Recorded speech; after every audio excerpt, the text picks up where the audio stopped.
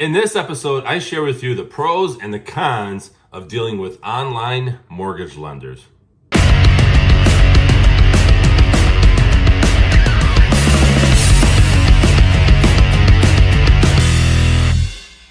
Welcome everyone to this episode of the AskJasonGelios show. I appreciate you tuning in to this episode where I'm going to be sharing with you the pros and cons of dealing with online mortgage lenders. I had the privilege of being featured in this article by Gabrielle Olea, and she is a writer for Yahoo and various other platforms. This is not paid endorsement or anything like that. I just had, again, the pleasure of being featured in this article. Before we dive into this though, I ask this in every episode, is if you can follow me on social media. I have those links below. And if you can visit my website, it's allabouttherealestate.com. There's a pop-up form that you can fill out where you can receive this episode in your email once a week. Plus some other valuable tips, homeowner tips, things like that I share. So now I do have a disclaimer in this episode, and that's I am dealing a little bit with this cold. I'm on the tail end of it, but it's just, if you hear me sniffling throughout the video and whatnot, that's why. It's just because I've been dealing with this cold. So, and I thought I would let you know that, because there might be times where I'm like, okay, doing that, this and that. I really appreciate your patience. I bring videos no matter what, whether I have a cold or I don't feel good or whatever the case may be. I try to bring you the value that you deserve. So, okay, so I'm going to reference this article. I'll have this article link in the descriptions. In the description as well. So let's get into some of the pros. Now, the pros of using an online mortgage lender is, yes, it could be faster and the process could be streamlined.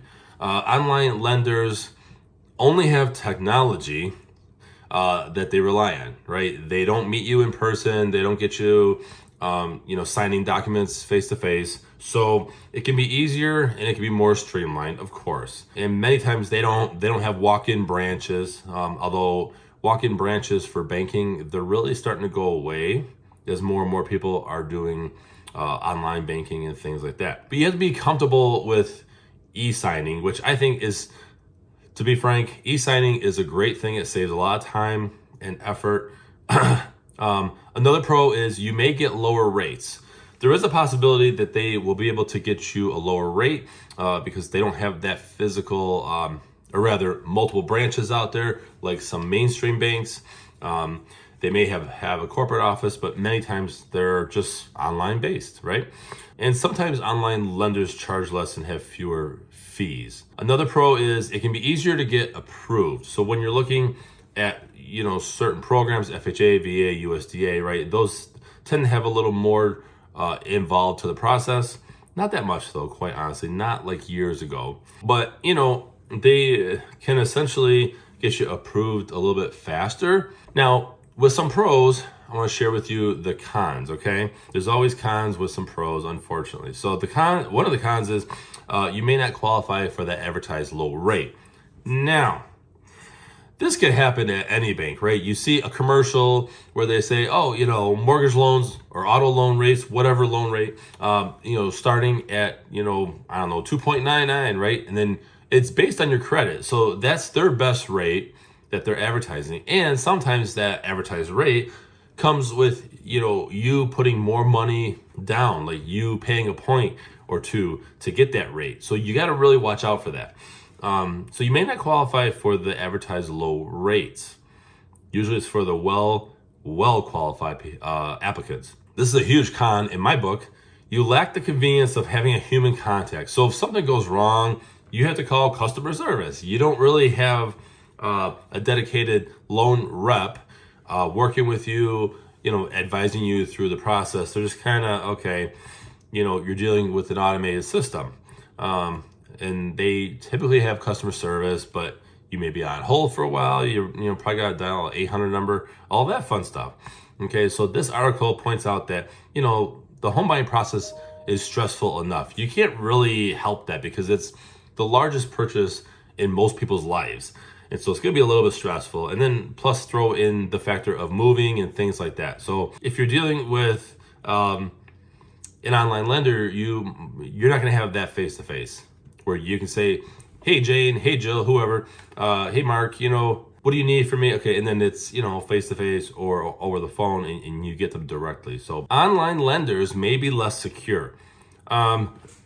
So you may get a scammer, which in this case, you want to make sure that it's a reputable online mortgage lender and not just some off-the-wall, online lender that, shared a Facebook ad or something like that, whatever the case may be. You want to make sure that you do that, right? Another con is you're more likely to make an error during the application process. I'm a huge fan of, when I go somewhere and I have a question, or I'm trying to find a product, or I'm trying to do something, that they take all they answer my question, they take all my information. Like when you're applying for a loan, they ask you questions, okay, a little more personalized service, and they say, okay, how much do you make? Excuse me. What's going on? I like that. So if you're just filling out an application on your own, you might not understand the whole application, and it could happen because they tend to make it difficult. In a nutshell, these are the pros and cons of dealing with an online mortgage lender. My personal opinion about online mortgage lenders is I don't think they're a good idea. I think that because a home purchase is typically the largest transaction that somebody will make in their lifetime, I feel that you should deal with somebody face to face, and you should sit down with them and go through your options and see what's best for you. Yes, there are lenders that are trying to make this simple and just, eliminate the need to go into a branch or, meet with somebody. But most of my clients, my buyer clients, they like the personalized attention. They like to be able to just call the loan officer and say, hey, what do I need to do? Although I work with loan officers that are pretty proactive in terms of getting everything that they need. But you have to have that support, especially if you're a first-time home buyer. You may get somebody who has bought multiple homes and just says, okay, I'm just gonna go through an online mortgage lender. I'm familiar with this, and that's perfectly fine. But just make sure that you know what you're signing.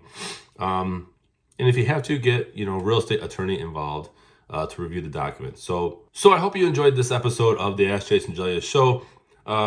Again, please share this with somebody that you will find this episode valuable. And be sure to visit my website, solveouttherealestate.com.